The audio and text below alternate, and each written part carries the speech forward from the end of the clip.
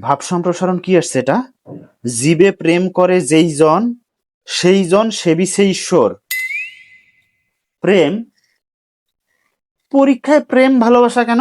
না না, এই জন্যই তো এখন পোলাপাইন নষ্ট হয়ে যায় তাড়াতাড়ি। নষ্ট শিক্ষা ব্যবস্থা, মানে পরীক্ষায় প্রেম ভালোবাসা। যাই হোক, পরীক্ষায় যেহেতু আসছে লিখতেই তো হবে। জীবে প্রেমই তো এটা লেখা যাবে, বিস্তার পর বিস্তার লিখে শেষ করব। বিসমিল্লাহ। প্রেম মানুষের মৌলিক অধিকার। স্রষ্টা সৃষ্টি করেছেন মানুষ, ভেতরে দিয়েছেন মন, আর মনে দিয়েছেন আশা। আশা থেকেই হয় বুঝি ভালোবাসা। প্রেম ছাড়া জীবন অর্থহীন। তাই কোনো এক মহাকবি বলেছেন, এখানে কবির উক্তিটা নীল কলমে লিখতে হবে। নীলকালি স্যারের চোখে সহজে পড়বে, আর ভাববে খুব ভালো স্টুডেন্ট, ধুমায় নাম্বার দিবে। কোনো এক মহাকবি বলেছেন, প্রেমহীন এ জীবন মৃত্যুর চেয়ে আরো যন্ত্রণাময়। আমার মরণ হলেই ভালো হয়। অ্যান্ড্রু কিশোর। সুতরাং প্রেম করতেই হবে, এর কোনো বিকল্প নাই। ঈশ্বরের সেবা সবার আগে, প্রেমের মাধ্যমে ঈশ্বরের সেবা। তাই নিজেকে জীব প্রমাণ করার জন্য হলেও প্রেম করতে হবে। সবাইকেই প্রেম করতে হবে, হাল ছাড়া যাবে না।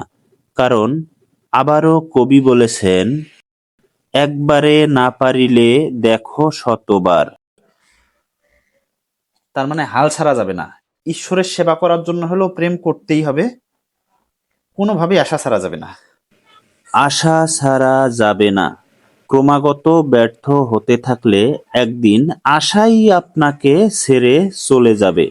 কারণ আশাও ততদিনে বুঝে যাবে আপনারে দিয়ে ঈশ্বরের সেবা করা সম্ভব না।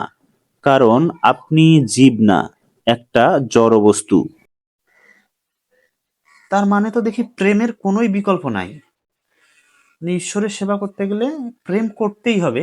অবশ্য প্রেম করার আগে একটা জিনিস যাচাই করে দেখতে হবে, যার সঙ্গে প্রেম করতেছি সে জীব নাকি জ্বর। কারণ ঈশ্বরের সেবা করতে হলে অবশ্যই জীবের সাথেই প্রেম করতে হবে। হ্যাঁ, তাই কেউ কাউকে প্রেমের প্রস্তাব দিলে আগে পরীক্ষা করে দেখতে হবে সে জীব নাকি জ্বর। যদি জীব হয় তাহলে অবশ্যই আপনাকে হ্যাঁ বলে প্রেম শুরু করতে হবে। কারণ জীবে প্রেম করে যেই জন সেই জন সেবিছে ঈশ্বর। পুরো এক পৃষ্ঠা লিখে ফেললাম কেমন গড়গড় করে। এই লেখা দেখলে স্যারও আমার লেখার প্রেমে পড়ে যাবে। মাশাল্লাহ। না না, পাস। হ্যাঁ, শিওর পাস।